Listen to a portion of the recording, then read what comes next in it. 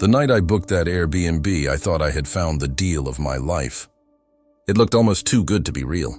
A huge cabin, hidden deep in the mountains, with incredible reviews and photos that looked like they belonged in a travel magazine.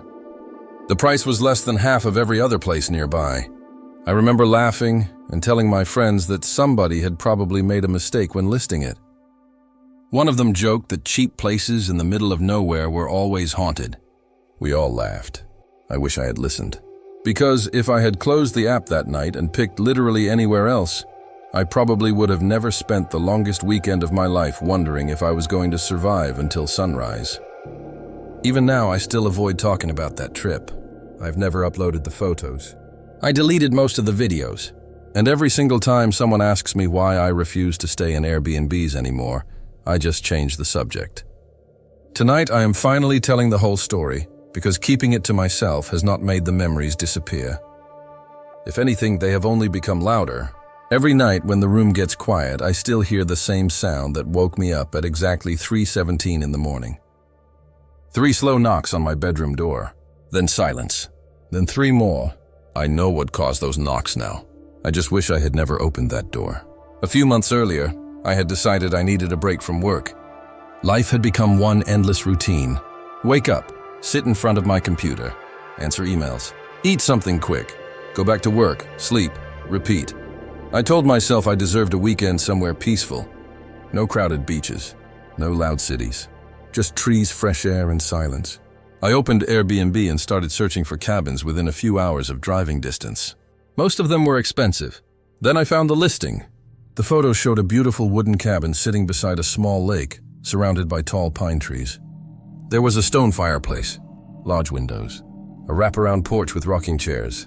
The description called it the perfect escape from modern life. It promised complete privacy. It even mentioned that there were no nearby neighbors, so guests could enjoy absolute peace. At the time, that sounded perfect. Looking back, those words make me uncomfortable. Complete privacy. No nearby neighbors. Absolute peace. Sometimes those are not selling points. Sometimes they are warnings. The host was named Daniel. His profile picture showed an older man smiling while standing beside a fishing boat. His reviews were nearly perfect. People kept mentioning how quiet the area was. They talked about seeing deer every morning. They praised the fireplace and the lake. A few reviews felt strange, though. They were short, almost rushed. One person wrote, "Beautiful place.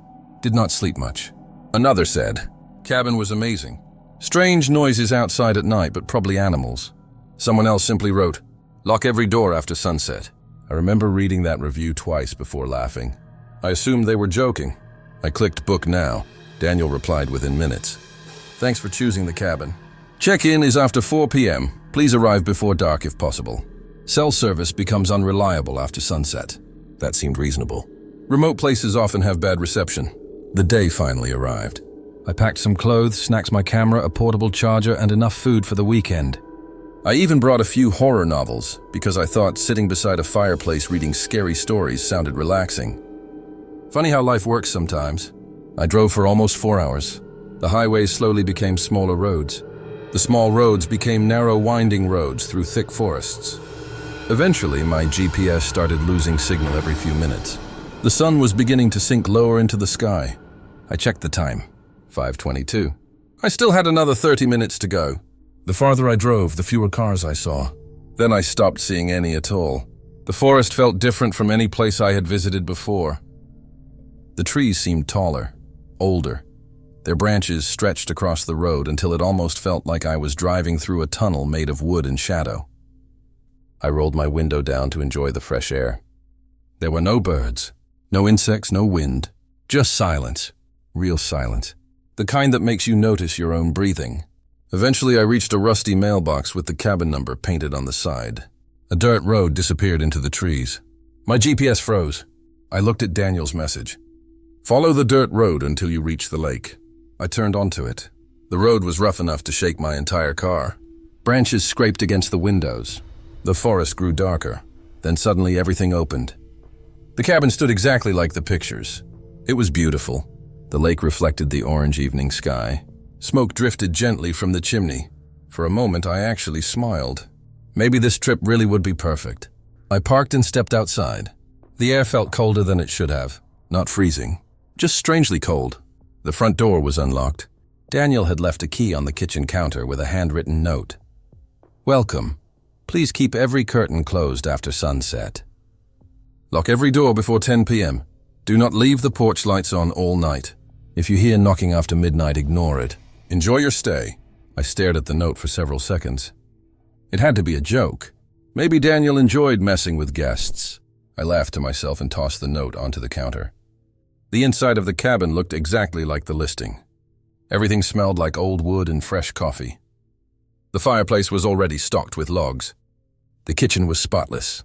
There was even homemade bread sitting on the table wrapped in cloth. I explored every room.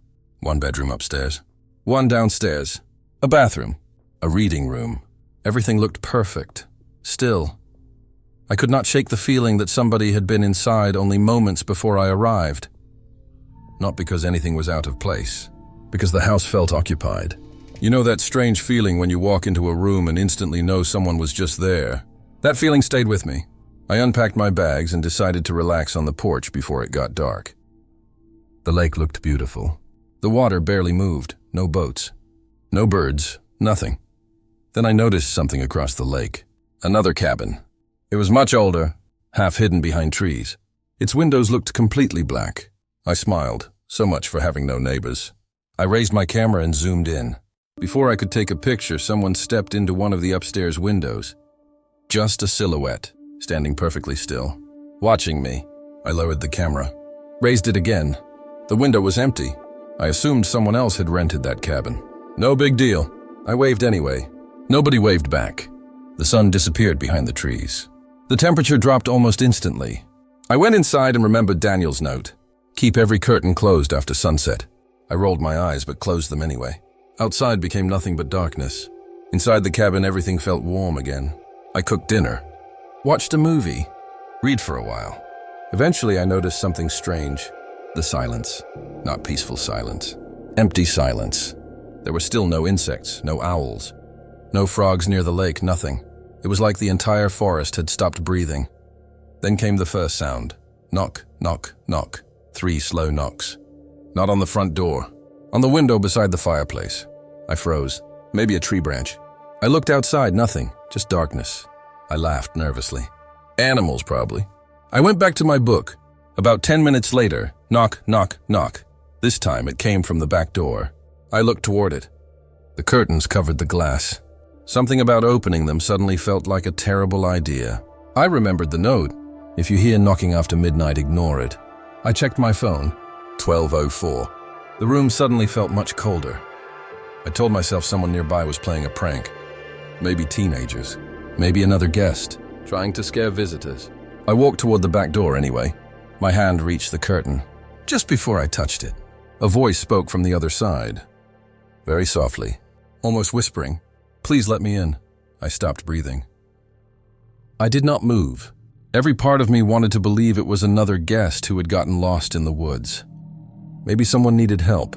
Maybe their car had broken down. That would have been the normal explanation. That is what I kept telling myself. But there was something wrong with the voice. It sounded calm, too calm. It did not sound cold or tired or scared. It sounded like someone reading from a script. The exact same tone every single second. Then it spoke again. "Please let me in. I am lost." I swallowed hard. I finally found my voice and answered through the door. "Who are you?" There was no response. I waited several seconds. Then the voice repeated the exact same sentence. "Please let me in. I am lost." Every word sounded identical to the first time. The same rhythm, the same pauses. It was like listening to a recording instead of a real person. I slowly stepped backward. The floor creaked beneath my feet. The voice stopped immediately. Complete silence filled the cabin again. I stood there for almost a full minute without breathing normally. Then another 3 knocks echoed through the house. Knock, knock, knock. This time they came from the front door. I stared toward the hallway. My heart started racing. Whatever had been outside the back door was somehow standing at the front now. That made no sense. The porch wrapped around the cabin, but it would have taken at least 30 seconds to walk from one side to the other. Barely 5 seconds had passed. I told myself I was imagining things. Maybe the sounds echoed differently in the woods. Maybe I had mistaken which door they came from.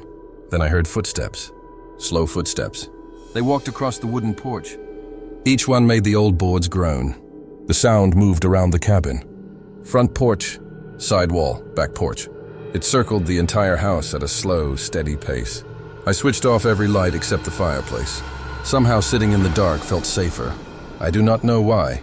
I just did it without thinking. The footsteps continued for nearly 15 minutes. Never faster, never slower. Then they stopped directly outside the living room window. I stared at the closed curtain. I could almost feel someone standing inches away on the other side. I wanted to look. Every instinct told me not to. My phone buzzed so suddenly that I nearly dropped it. There was one new message. It was from Daniel. I had no signal all evening, but somehow the message had come through. It said, "Do not open the curtains. Whatever you hear tonight, ignore it. Do not answer anyone outside. They are not who they sound like." I immediately typed back, "Someone is outside my cabin. Should I call the police?" The message failed to send. No service. I walked around the cabin trying every window. Nothing. My phone showed one empty signal bar.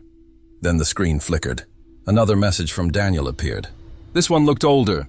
The timestamp said it had been sent almost 2 hours ago, but I had never received it. It read, "If you see lights near the lake, stay inside. Do not whistle. Do not call out. Whatever happens, do not leave before sunrise." I looked toward the fireplace. The flames had started dying down. I needed more firewood. The stack beside the fireplace was almost empty. I remembered seeing another pile outside under the porch roof. I considered making a quick run for it. It was only a few steps. Then I laughed at myself. Listen to me. I was actually debating whether to go outside because of some creepy noises in the woods. I was acting like I was already inside a horror movie. I grabbed my flashlight anyway. I unlocked the back door. The cold air rushed inside immediately. I stepped onto the porch. Everything looked normal. The trees stood perfectly still beneath the moonlight. The lake reflected the stars like polished glass. I hurried to the firewood stack. As I reached down to grab a few logs, I noticed fresh footprints in the dirt beside the porch. They were barefoot. They looked human, but something was wrong. Every footprint faced the cabin. There were no footprints leading away. Just dozens of prints standing in place as if someone had remained there for hours without moving. I slowly counted them. 1 pair, 2 pairs, 3 pairs. At least 5 different sets of bare feet surrounded the porch. All of them pointed toward the windows, watching the house. My flashlight trembled in my hand. I looked toward the forest. Nothing. I looked toward the lake. Still nothing. Then I noticed movement near the opposite shore. Several figures stood between the trees. They were too far away to see clearly, but they looked unusually tall. None of them moved. They simply watched the cabin. I grabbed the firewood and hurried back inside. I locked every door. Then I checked every window. The figures across the lake were still there, standing perfectly still. I blinked for only a second. When I looked again, they had disappeared. I told myself they were tree trunks, shadows, anything except what my mind was suggesting. I sat beside the fireplace trying to calm down. Around 1 in the morning, exhaustion finally started catching up with me. I decided I would sleep downstairs instead of using the bedroom upstairs. For some reason, being closer to the front door felt safer. I spread a blanket across the couch and turned off the remaining lights. The fire continued crackling softly. I must have fallen asleep, because the next thing I remember was opening my eyes to complete darkness. The fire had gone out. My phone screen glowed faintly beside me. 3:17 a.m. Then I heard it. Knock, knock, knock. 3 slow knocks. Not on the front door, not on the back door, not on a window. They came from upstairs, from inside the cabin. I sat up so quickly that my blanket fell onto the floor. Every light was still off. My breathing echoed through the living room. Then came another 3 knocks. Knock, knock, knock. This time they came from the upstairs bedroom door. The bedroom I had never even entered after unpacking. Someone was inside that room, and they wanted to come out. For a long moment, I could not even breathe. I kept staring at the ceiling as if somehow I could see through the floorboards. My heart was pounding so hard that it actually hurt. Every horror movie I had ever watched rushed through my head at once. Every stupid decision people made right before they died suddenly felt very real. I stayed completely still, hoping whoever or whatever was upstairs would think the cabin was empty. Then the knocking stopped. The silence that followed was somehow worse. It stretched for nearly a minute. I slowly reached for my phone without taking my eyes off the staircase. The screen still showed 317. No missed calls, no signal. Just the empty battery icon warning me that I only had 23% left. I switched on the flashlight and pointed it toward the stairs. Nothing. Every step disappeared into darkness. I kept telling myself there had to be a logical explanation. Old cabins make noises all the time. Wood expands. Wood contracts. Pipes shift. Animals get inside walls. I repeated those explanations over and over until I almost believed them. Then I heard footsteps. One step, another, then another. They were slow and heavy. Someone was walking across the upstairs hallway. The sound stopped directly above my head. I looked up without thinking. The ceiling creaked once. Dust drifted down into the beam of my flashlight. Whoever was upstairs was standing perfectly still, listening. I whispered hello even though I knew I should not have. No answer came back. Instead, I heard a faint scratching sound. It moved slowly across the ceiling above me. It sounded almost like someone dragging their fingernails through old wood. The scratching traveled from one end of the living room to the other before stopping directly above the staircase. Then complete silence returned. I told myself I needed to leave. Right now. I grabbed my keys and backpack as quietly as I could. If I could make it to my car, I could drive away and never come back. I unlocked the front door. The handle turned easily. I pulled. The door did not move. I pulled harder. Still nothing. It felt like something enormous was pushing against it from the outside. I looked through the small gap beside the curtain. At first I saw only darkness. Then two pale hands slowly slid across the glass from opposite sides until they rested flat against the window. The fingers were impossibly long. The skin looked almost white under the moonlight. I stumbled backwards so fast that I nearly fell. Before I could react, the hands disappeared. I waited several seconds before looking again. The porch was empty. No footprints. No movement. Nothing. My hands were shaking uncontrollably now. I locked the door again and backed away. That was when I noticed something even stranger. The cabin clock hanging above the fireplace had stopped. Its hands pointed exactly at 3:17. I looked back at my phone. 3:17. The seconds on the screen were no longer moving. I frowned and unlocked it again. The time refused to change. I restarted the phone. The screen went black for a few moments before turning back on. 3:17. Battery 23%. No signal. My stomach tightened. Time itself felt frozen inside that cabin. Then the smell reached me. Wet earth, rotting leaves, and something metallic that reminded me of old blood. The smell drifted slowly down the staircase. It became stronger with every passing second. I covered my nose, but it made no difference. The air inside the cabin suddenly felt damp, as though someone had opened every window during a storm. A faint sound followed. Breathing. Slow, deep breathing. It was coming from upstairs. One breath in, one breath out. Each inhale sounded impossibly deep. Far deeper than any human lungs could manage. I stood there listening for what felt like forever. Then another sound joined it. A laugh, quiet at first, almost too soft to hear. Then a second laugh, then another. Soon it sounded like several people whispering to one another just beyond the top of the stairs. None of the words made sense. They blended together into a low murmur that rose and fell like distant waves. Suddenly every voice stopped at exactly the same moment. Complete silence filled the cabin. Then one clear sentence floated down the staircase. "We know you are awake." Every hair on my body stood up. The voice sounded exactly like mine. Not similar. Not close. It was my own voice speaking back to me. The same tone. The same accent. The same breathing between words. I felt sick. My flashlight flickered once, twice, then went out completely. I slapped it against my palm until it came back on. The beam landed directly on the staircase. A wet footprint sat on the third step from the top. Then another appeared on the next step. I watched in horror as new footprints slowly formed one after another as though invisible feet were walking down toward me. Each footprint glistened in the light before darkening into the old wood. Step by step they descended. They reached the middle of the staircase and stopped. Nothing else moved. I could not see anyone. Only the trail of fresh, wet footprints hanging in empty air. I backed away until my shoulders touched the kitchen wall. The cabin suddenly felt much smaller than before. Then the footsteps resumed. One more footprint appeared, then another. They continued down until they reached the final step. Silence. I stared at the empty space in front of me. I knew something was standing there. I could feel it. The room felt crowded even though I could not see anyone. A faint whisper drifted past my ear. "Do not turn around." My entire body locked in place. The whisper had come from directly behind me. Warm breath brushed against the back of my neck. Slowly, very slowly. Something exhaled right beside my ear. I squeezed my eyes shut. Every instinct screamed at me to spin around. I somehow resisted. The whisper came again, this time sounding almost amused. "Good, most people look." Then the breathing stopped. The room became silent once more. I counted to 30 before gathering the courage to open my eyes. The kitchen behind me was empty. But on the wooden table where I had eaten dinner only hours earlier sat a small object that had not been there before. It was an old photograph. The edges were burned and faded with age. My hands trembled as I picked it up.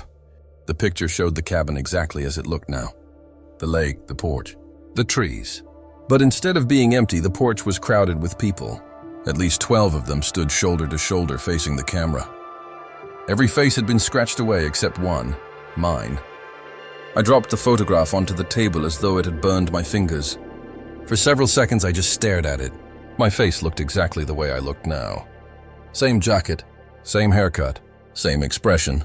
It was not an old family resemblance. It was me, standing on that porch with people whose faces had been scratched away so deeply that the paper had almost torn through. I picked it up again, hoping I had imagined it. I had not. My stomach twisted so hard that I thought I was going to be sick. I turned the photograph over. On the back, someone had written a single sentence in faded black ink. "Every guest leaves something behind." I read it 3 times before slipping the picture into my backpack. I do not know why I kept it. Maybe because part of me wanted proof that none of this was in my head. Maybe because I was too afraid to leave it behind. The cabin felt different now. It no longer felt like an empty vacation rental. It felt like I had walked into someone else's home without permission. I could feel eyes on me from every direction. Not one pair, dozens. Every shadow in the room suddenly looked deeper than before. Every doorway seemed just a little too dark. I forced myself to keep breathing slowly. Panic would not help me. I needed to survive until sunrise. That was all. Just make it until morning. Then I would get in my car and never return. I sat beside the kitchen wall with my flashlight pointed toward the staircase. Minutes crawled by. Nothing moved. I checked my phone again. 3:17. The battery had somehow dropped from 23% to 14 without me using it. I switched it off completely to save what little power remained. The moment the screen went black, I heard a loud thud from upstairs. It sounded like a heavy piece of furniture falling onto the floor. Then another. Then another. The entire ceiling shook. Dust rained down around me. It sounded as if someone was dragging a wardrobe across the bedroom floor. Wood scraped against wood. Something slammed into the wall hard enough to rattle the picture frames downstairs. Then everything stopped. The silence afterward felt heavier than the noise itself. I stayed frozen. My flashlight remained fixed on the staircase. A full minute passed, then another. Finally, curiosity got the better of me. I know that sounds stupid now. It was stupid. But I had reached the point where not knowing felt worse than knowing. I slowly climbed the stairs 1 step at a time. Every board creaked beneath my weight. The upstairs hallway stretched out before me. The bedroom door at the end stood slightly open. I was sure I had left it closed earlier. Cold air drifted through the narrow gap. It smelled damp, like an old basement that had not been opened in years. I pushed the door wider with the tip of my flashlight. The room was empty. The bed was perfectly made. The dresser stood exactly where I remembered seeing it during check-in. Nothing had fallen. Nothing had been moved. The room looked untouched.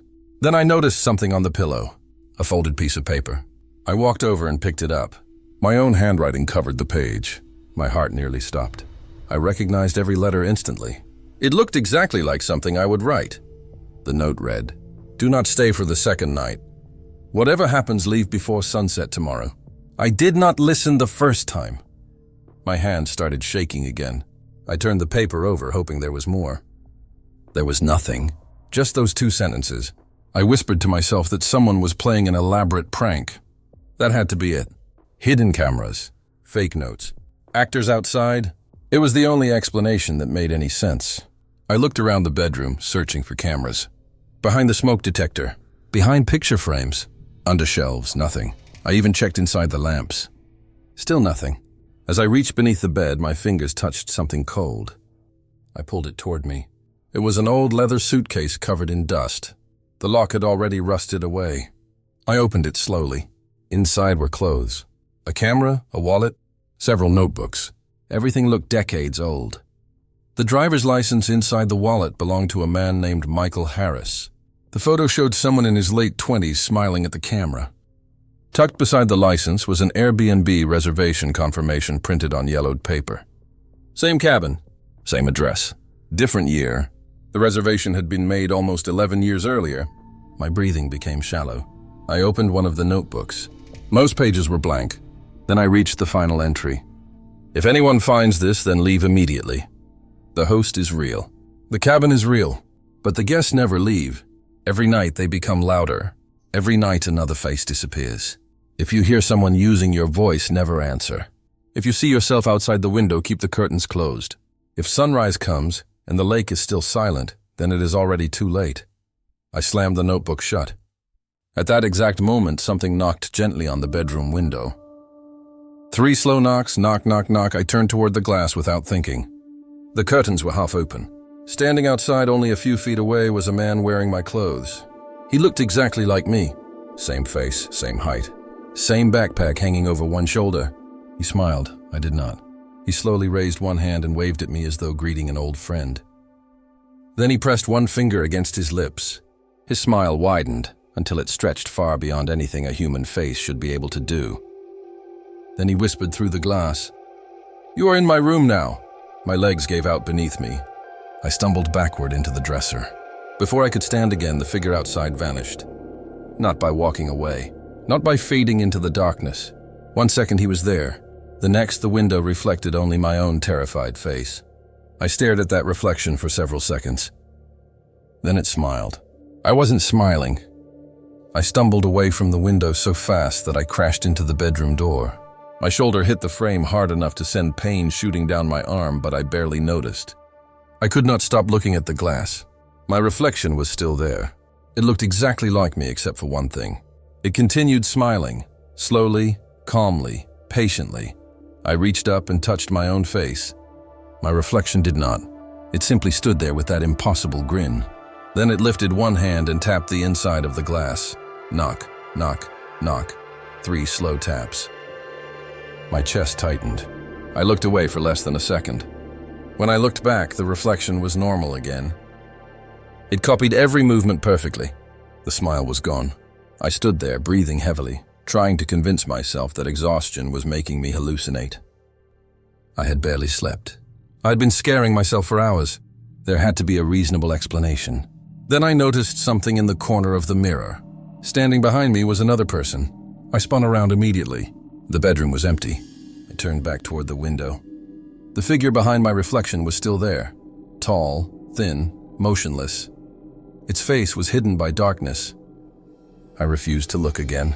I yanked the curtain shut and practically ran into the hallway.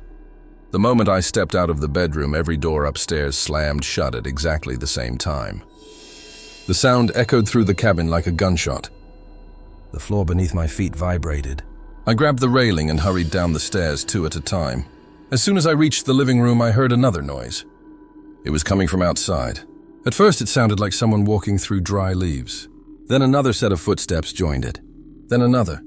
Within seconds, dozens of footsteps surrounded the cabin. They moved slowly in circles around the walls. Never rushing, never stopping. I switched off my flashlight and crouched beside the fireplace. Moonlight leaked through tiny gaps in the curtains. Shadows drifted across the floor as figures passed by the windows. Some looked tall, others looked short. One of them appeared to be limping. None of them spoke. They simply kept circling the cabin. After several minutes, they all stopped at once. The silence felt unbearable. Then every voice outside whispered the same sentence together. "Open the door." The sound did not come from one direction. It came from every direction at the same time. Men, women, children, elderly voices. They all blended together into one impossible chorus. "Open the door." I covered my ears, but I could still hear them. It was as if the voices were inside my head instead of outside the cabin. Then they started calling my name. Every voice knew it. Some sounded friendly. Some sounded desperate. One sounded exactly like my mother. "Please open the door, sweetheart." My eyes filled with tears before I even realized it. For a split second, I actually believed it was her. Then I remembered she was hundreds of miles away, asleep in her own house. Whatever was outside wanted me to forget that. I bit the inside of my cheek hard enough to taste blood just to keep myself focused. The voices continued for another minute before fading into silence again.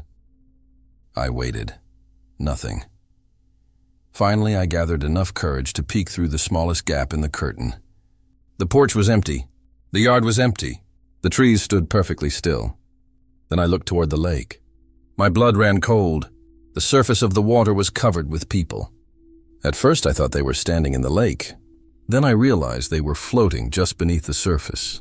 Dozens of pale faces stared upward through the perfectly still water. None of them blinked. None of them moved. Their eyes remained fixed on the cabin. As I watched, one of the faces slowly turned until it looked directly at me. Then another. Then another. Within seconds, every face beneath the lake had turned toward the window where I was standing. I stumbled backward and let the curtain fall shut. My breathing became so loud that I could barely hear anything else.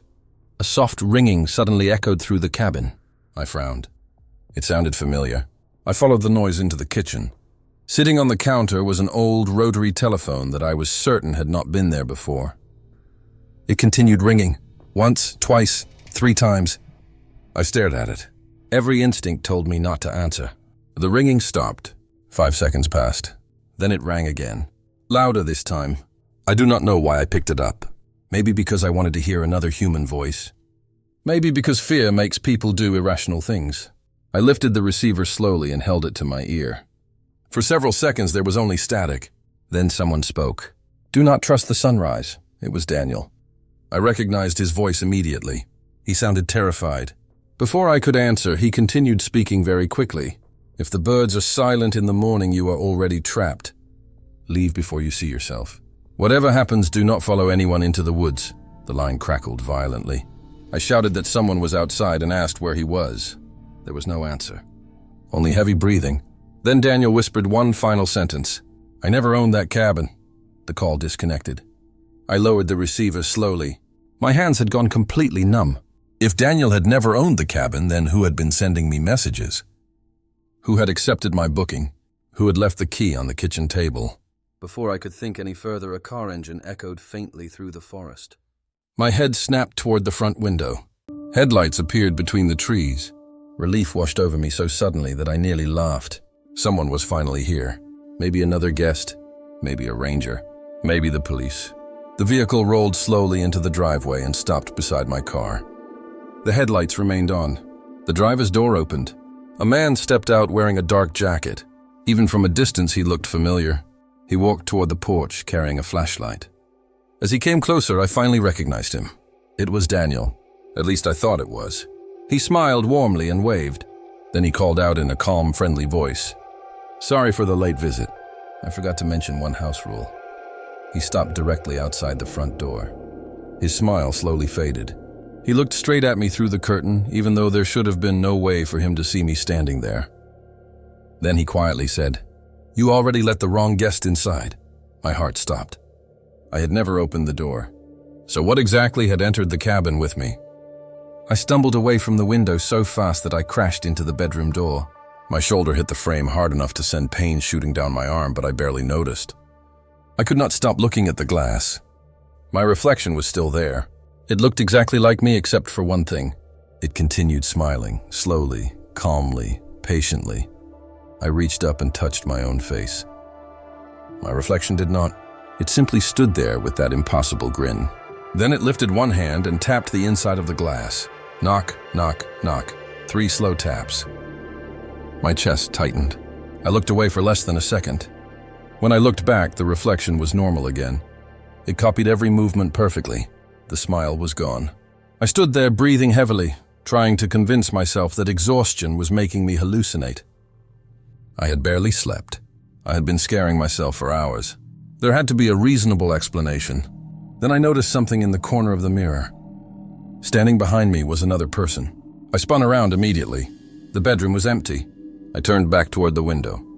The figure behind my reflection was still there, tall, thin, motionless.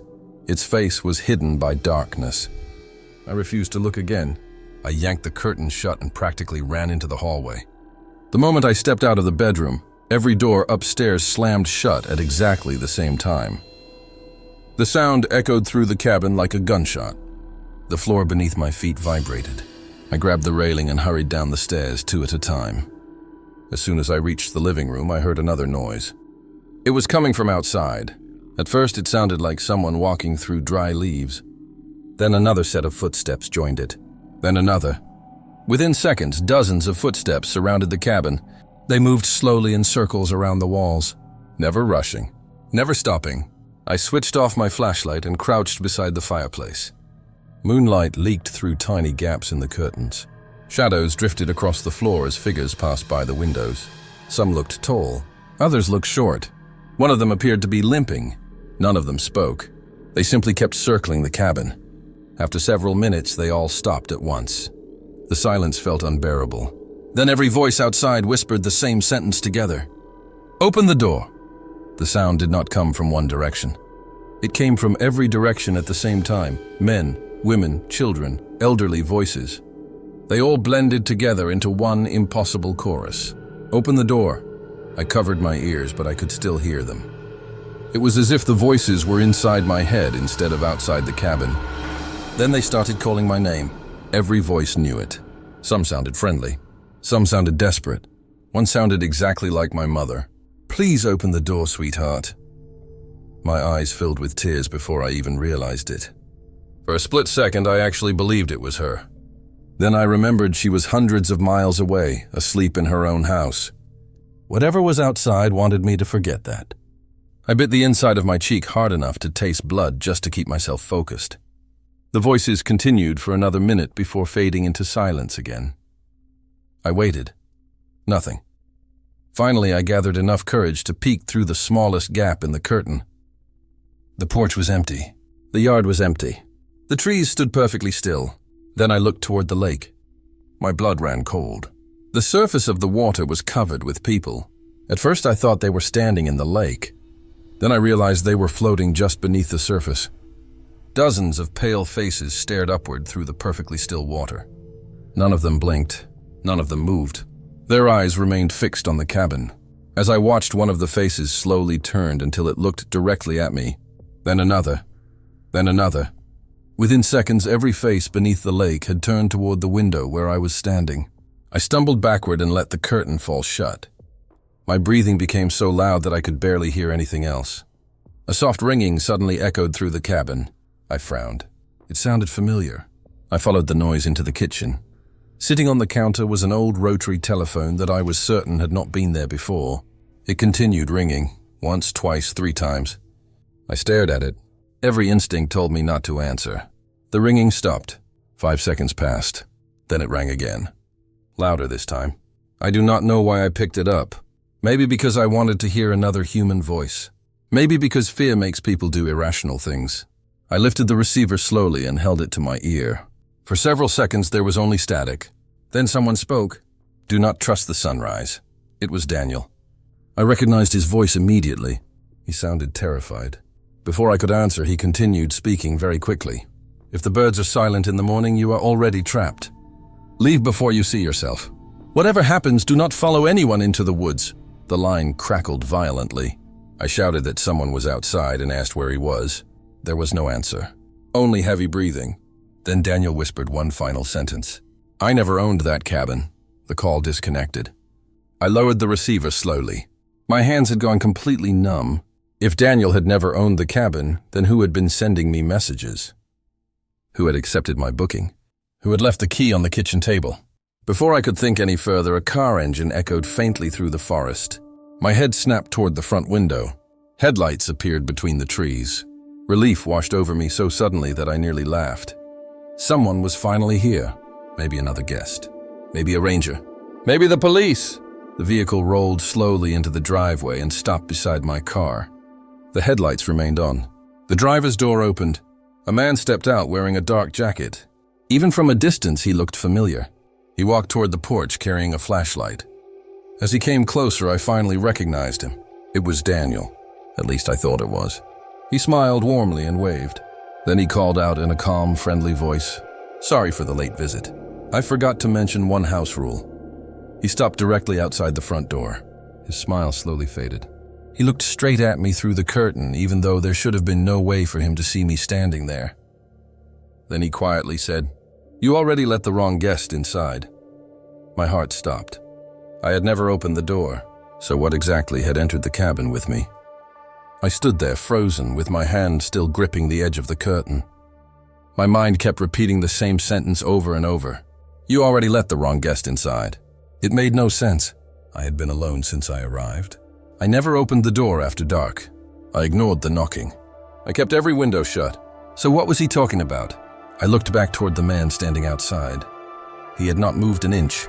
The porch light cast just enough light across his face for me to see that he was smiling again. Not a friendly smile this time, a patient one, like someone waiting for me to figure something out on my own. Then he slowly raised his flashlight and pointed it toward my car. I followed the beam with my eyes. Every window of my car had fogged up from the inside. My stomach dropped. I knew the outside air was cold. I knew windows could fog naturally, but this was different. The fog was only on the inside of the glass. Something inside the car was breathing. I rubbed my eyes, hoping I was imagining it. The fog thickened. Then a handprint slowly appeared against the driver's side window. 5 long fingers pressed against the glass from the inside. Another handprint appeared beside it. Then another.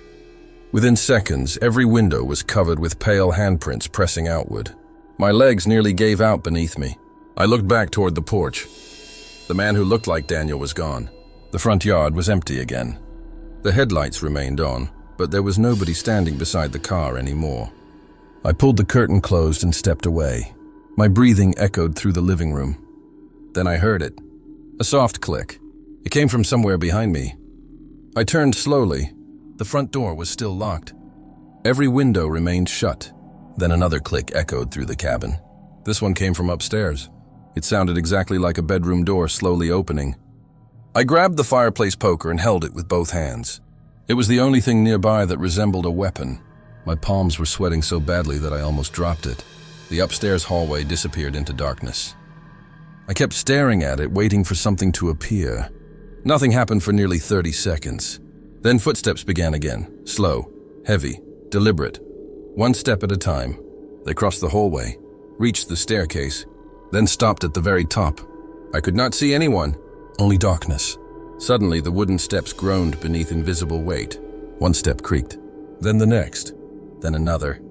It sounded exactly like someone was walking downstairs. I watched every step carefully.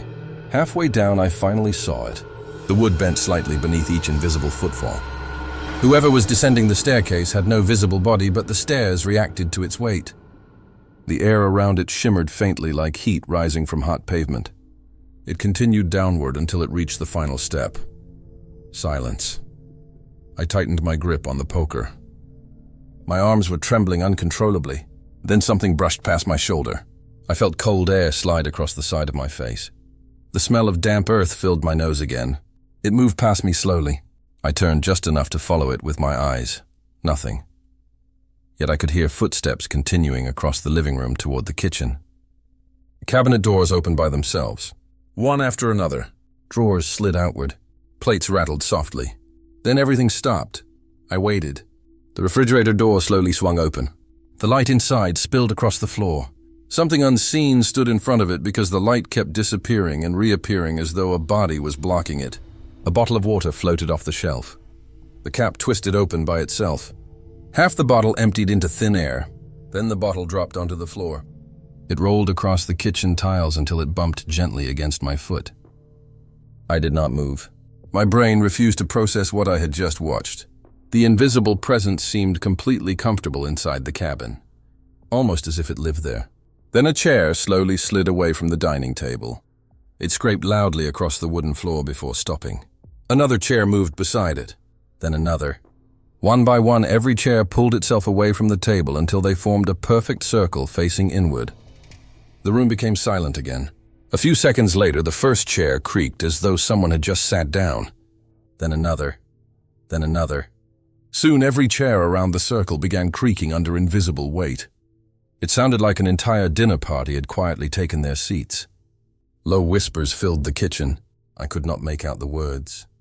They sounded distant, ancient, like conversations happening underwater. One voice laughed softly. Another answered. Glass clinked against glass, even though nothing was visible on the table. My blood ran cold as I realized I was standing only a few feet away from something I was never supposed to witness. I slowly backed toward the hallway without making a sound. None of the invisible guests seemed to notice me. Then one chair at the far end of the table suddenly scraped backward. The whispers stopped instantly. Every invisible head seemed to turn toward me at the same moment. I could not see them, but I could feel it. The air became impossibly heavy. My ears started ringing. A woman's voice spoke quietly from the empty chair closest to me. "We have one more guest." Every other voice answered together. "Welcome." The lights throughout the cabin flickered once, twice. Then every bulb burst at exactly the same time. Glass shattered across the floor. Darkness swallowed the room. For several seconds, I could not see anything at all. Then my flashlight flickered back to life in my shaking hand. The beam landed directly on the dining table. It was no longer empty. 12 dusty plates sat neatly arranged around it. Every plate held food that looked decades old. Rotten meat, mold-covered bread, black water filled cracked drinking glasses. Steam still rose from every dish as though it had just been served. Only one place setting remained empty, the chair closest to me. A clean plate waited there. Beside it rested a folded white napkin. On top of the napkin lay a small card with my name written across the front in perfect handwriting. Beneath my name were 4 simple words. "Dinner begins at sunrise." I do not remember deciding to run. My body moved before my mind could catch up. I grabbed my backpack and sprinted for the front door. This time the lock turned immediately. The door flew open and I ran straight to my car without looking back. I jumped inside, slammed the door and started the engine. The moment the headlights lit up, I saw the cabin one last time. Every curtain was open. Every window was filled with people standing shoulder to shoulder. Men, women, children, elderly faces. None of them moved. None of them blinked. They simply watched me drive away. I never looked in the rearview mirror during the entire trip back.